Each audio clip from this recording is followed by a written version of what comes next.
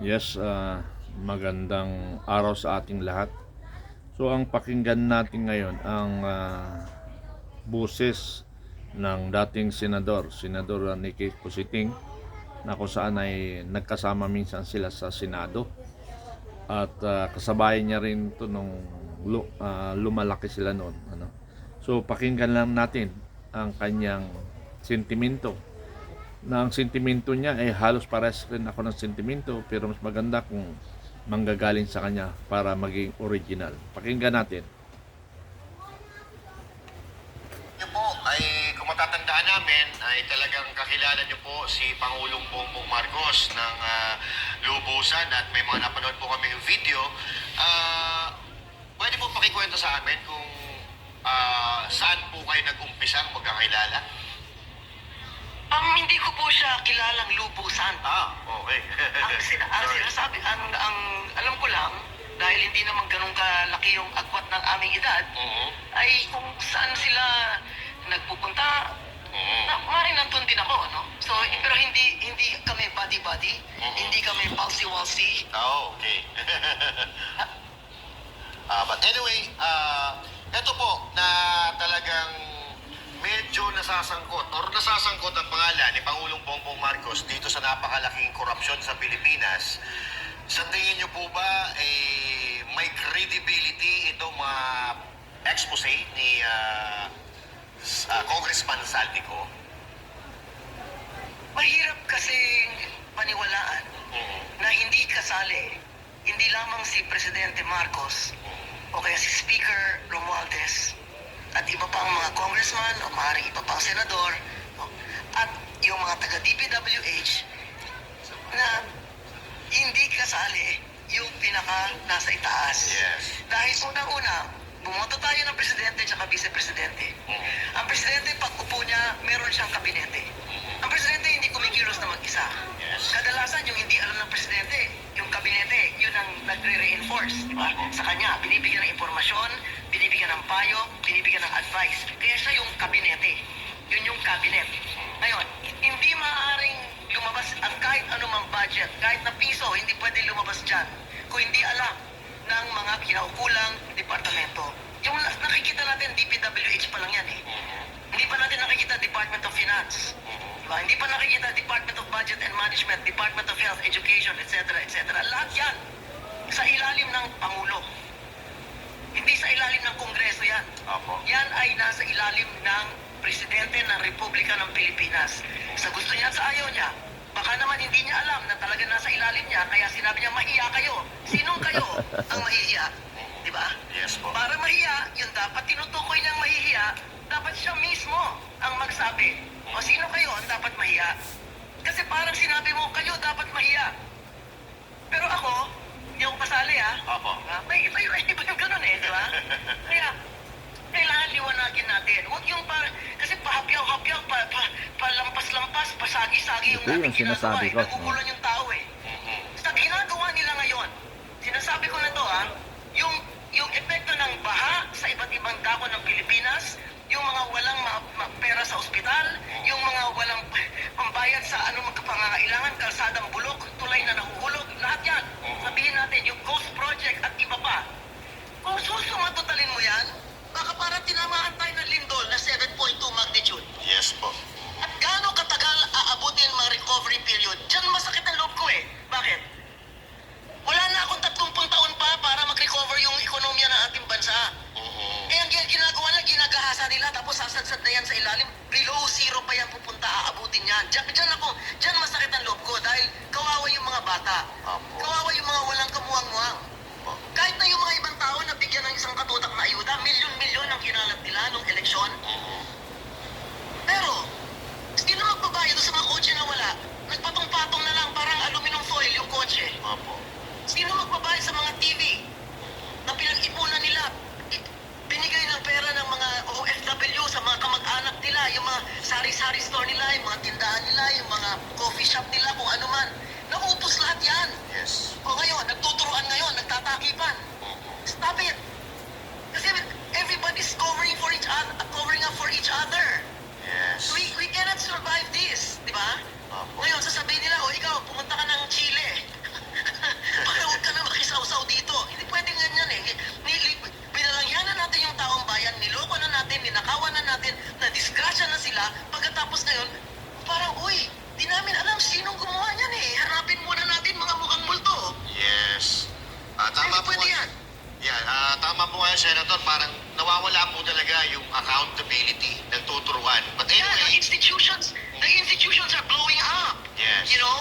We want to see the wheels of justice turn and turn quickly, not slowly. Because, what are you waiting for? Another bagyo? Another hanggang nguso, yung baha? Yung bang hinihintay pa natin, di ba? Apo. Kasi ang nangyayari yung tao si Saldico, si ganito, si ganyan, si DPW, wala lahat yan. Parang sarswela. Gusto nyo bang pinibigay nyo sa tao isang sarswela? Ano to? Samantalang, yung mga nasa itaas, sasabihin natin, sinong may kasalanan? Si Speaker, si Kusino. I tell you, the Speaker of the House or the Senate President will not be able to insert 5 pesos o hindi aprobado ng Malacanang. Paano? Diba? Pag kami, nandun din kami nun Apo. Nasa Senado din ako Wala kaming ganyanan. Hindi pwede. Dahil meron kaming pagtingin, meron kaming paggalang sa institusyon. Hindi kailangan kaibigan ko ang presidente. Hindi kailangan buddy-buddy ko presidente. Kahit sino pa ilagay mo sa Malacanang, ang respeto dapat nandun sa posisyon. Nandun sa Malacanang. Hindi ko sino man ang nakaupo dyan. Tama. Kaya yung kung sino man ang nakaupo dyan, yung ikaw na nagiging kahiya-hiya ng ating bayan. Huwag natin, kasi ang nangyari, hinahati natin yung tao Duterte ka ba o Marcos? O bakit? Ang dami dito. Hindi ako Ang dami dito, bumoto ng Marcos Duterte. Whether Duterte sila o Marcos sila, tandem yun magkasama yun, di ba? Yes po. O iba nagsisisi, yung iba okay lang kasi kasali sila sa racket, okay lang. Walang problema. Individual opinions yan. Meron tayong saligang batas. Are we a democracy under a constitution? Or are we totally anarchy na talagang tawag mo dito? Or corruptocracy? Di ba? Ano ba tayo? Ngayon, kung tayo constitution ang ating batayan ng ating sistema ng pamamahala, ng ating pamahalaan, kung ano man ang mangyari sa Pangulo, merong pangalawang Pangulo.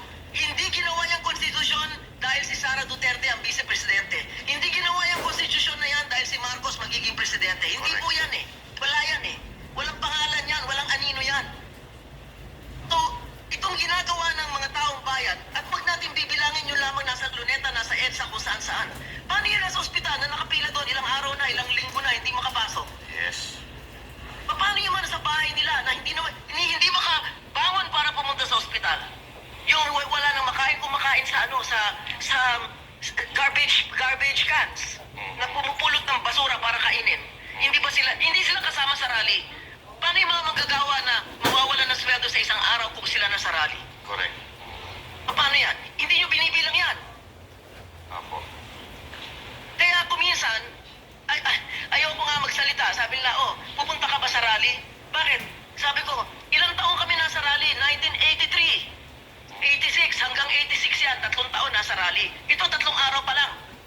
Ano Yes. sasabihin nyo? Iba sa amin namatay na. Iba sa amin na torture, na kulong. Yung ibang kasamahan natin, binaril mismo dyan sa Welcome Rotonda. O yung anak ni Princess Nebenso, si Fidel. Diyan, binaril mismo sa Welcome Rotonda. Pero 3 taon yan.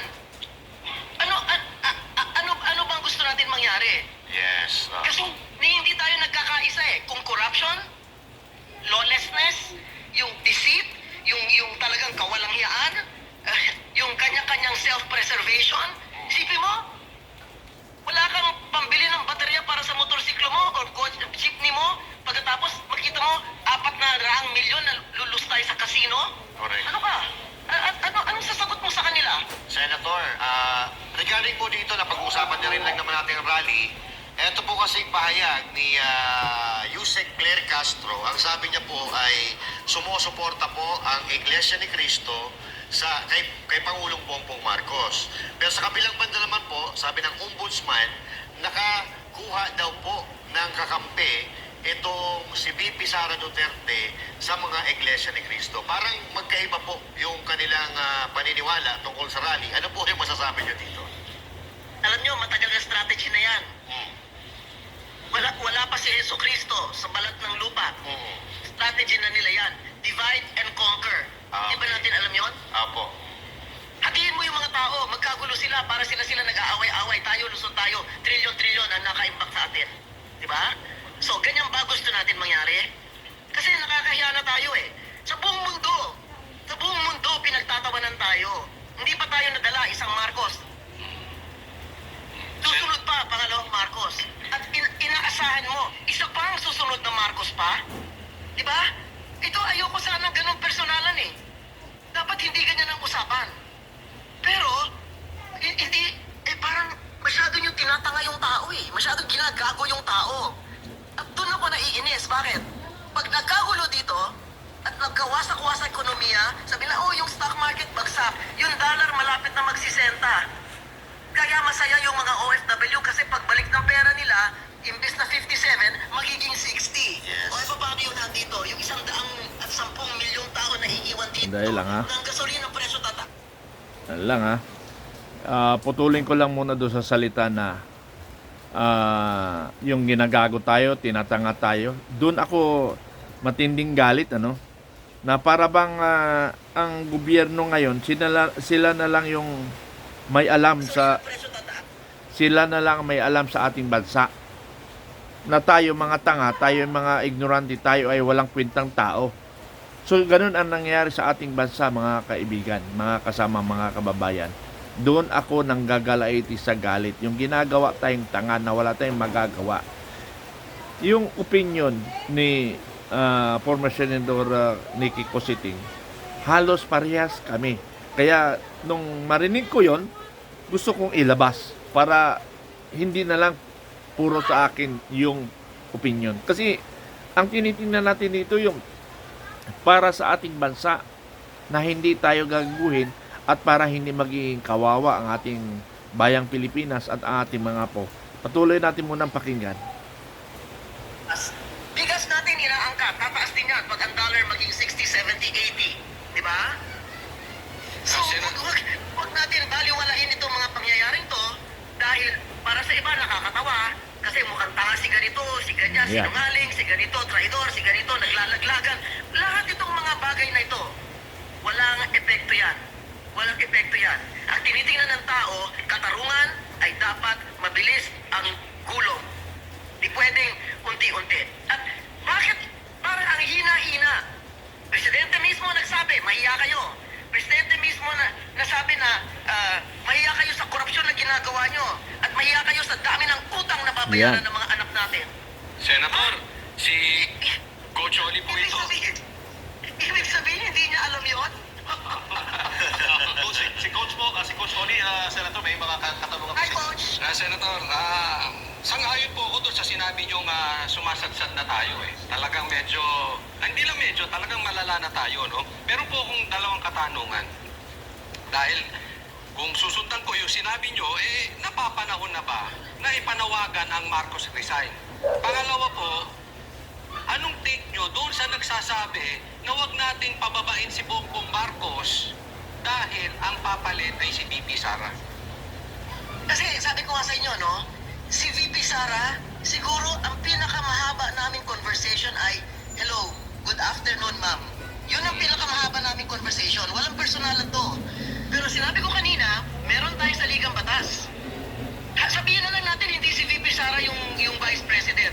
Kung aso man yung Vice President, sinabi sa Ligang Batas, yung Vice President ang kukuha ng posisyon ng Presidente pag siya'y nawala.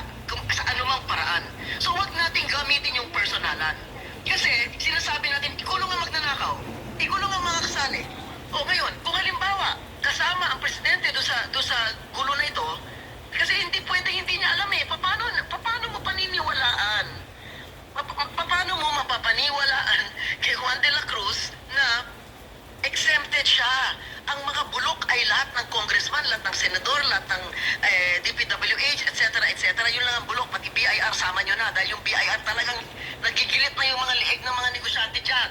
Okay? So, sabihin mo, lahat ng tao bulok na. Ang isang hindi bulok, si Marcos lang ang hindi bulok. Dito sa buong bansa na to, siya lang ang hindi bulok. 3 taon tayo nasa ilalim ng pamumuno ni Mr. Marcos. Yung mga bumoto man sa kanya o hindi bumoto sa kanya, Pilipino po tayong lahat. Kung ano man ang ating kinalabasan ngayon, kung ano man ang itsura natin ngayon sa sarili natin, pagtingin natin sa salamin, at sa buong mundo, kung ano man yan, 3 taon po yan isinagawa. Okay? Hindi po ibang tao ang gumawa dyan. Wala tayong proxy president. Wala tayong... Okay na yan. So, hindi ko na kailangan ipaliwanag kasi yun na rin talagang paliwanag ko. The point is, yung ginagago tayo, tinatarantado tayo, tapos sasabihin na wala akong alam, naging pangulo pa ba naman siya kung hindi niya alam nangyari? Dapat, ang marinig natin sa kanya, ganito ang gusto kong mangyari, ganito kailangan kong makulong, ganito lahat maimbestigahan. Hindi yung sana. Tutuhanin mo. Walang turuan. Ngayon, kung tinuturo niya previous administration, bakit hindi tayo magpaimbestiga? Kasi that is the way to give solution do sa mga turo-turuan. Ang problema nga lang, yung nakukulong lang ngayon, yung mga opposition, yung kumukontra sa kanyang pamumuno. Ang hindi kumukontra at nagnanakaw ay hindi nakukulong. Yun ang masaklap sa ating bayang Pilipinas. Maraming salamat.